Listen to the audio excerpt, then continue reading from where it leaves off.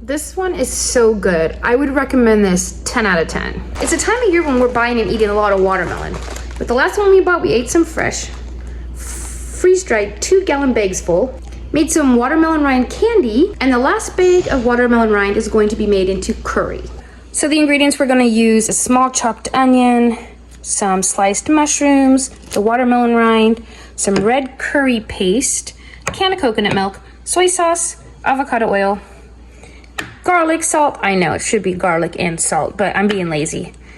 Ground ginger powder. I know it should be fresh ginger, but like I said, I'm being lazy. Some rice vinegar and a little bit of sugar. So first thing we're gonna do is add some oil to this pan.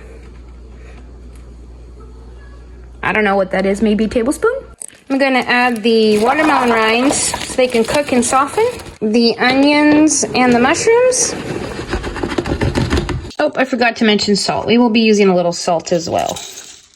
Okay, I'm gonna let this cook until these veggies are soft.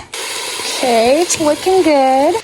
I snuck a piece of rind out and tasted it. It's already so delicious.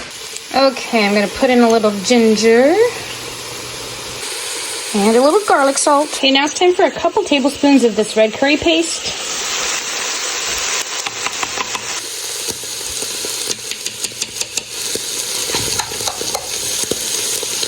So after the curry paste, I'm just gonna stir it for a couple of minutes. Then I'm gonna add about a tablespoon of soy sauce. Actually, mine's almost all gone, so whatever I have left is what's going in there. And then a half tablespoon or 1.5 teaspoons of vinegar, rice vinegar. Whoa! It's done now. I'm gonna taste it now. Okay, that last bite was a little bland. I added some more salt. This one is so good. I would recommend this 10 out of 10. Everybody had dinner and I have tons left over for the freezer.